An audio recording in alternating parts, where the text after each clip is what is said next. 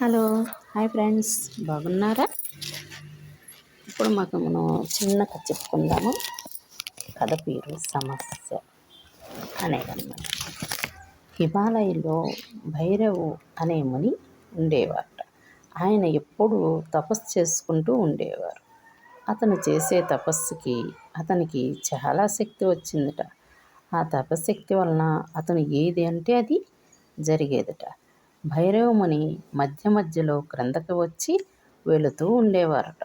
అతను ఏది అంటే అది జరుగుతుంది అన్న సంగతి ప్రజలకు తెలిసిందిట. తెలిసి చాలామంది వచ్చి తమ సమస్యలు అతనికి తెలిపి సేద తీరేవారట. ఈసారి కూడా ఆయన హిమాలయాల్లోంచి క్రిందకి వచ్చారట. భైరవముని వచ్చారన్న వార్త ప్రజల్లోకి తెలిసిందట. ప్రజలు ఈయన వద్దకు వచ్చేవారు. వారిలో ఒక 5 మనుషులు తమ సమస్యలను తీసుకొని ముని వద్దకు వచ్చి, నేను ముందు అతన్ని కలవాలి, నా సమస్య పెద్దది అంటే నా సమస్య పెద్దది అని వాదులాడుకున్నారట. అప్పుడు ముని అన్నారట, మీరు కాసేపు ఊరుకోండి, అన్నీ మీరు మీ మీ సమస్యలు కాగితం మీద రాసి నా భిక్షపాత్రలో వేయండి అన్నారట. అప్పుడు వీరు అలాగే అని ఆ భిక్షపాత్రలో వేశారట. అప్పుడు ముని వారితో అన్నారు కదా, మీరందరూ వాటిలో నుంచి ఒక్కొక్కరు వేరే వారి కాగితం తీసుకొని చదవండి అన్నారట.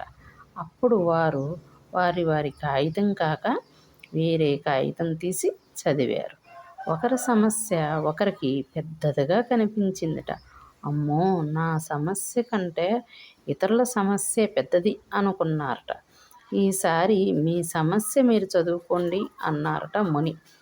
అన్నీ చూసారా, మన సమస్య కంటే ఇతరుల సమస్య పెద్దదిగా ఉంది కదూ. అందుచే సమస్య వచ్చినప్పుడు ధైర్యంగా ఉండి ఎదుర్కోవాలే కానీ బాధపడకూడదు. ఇతరులతో పోలిస్తే మన సమస్య ఏమీ కాదు, చాలా చిన్నది అని చెప్పారట ముని. అది ఫ్రెండ్స్, కదా బాగుందా? మరి మీకు నచ్చిందా? చెప్తారా మరి నాకు ఏ సంగతి మీకు నచ్చిందో లేదో?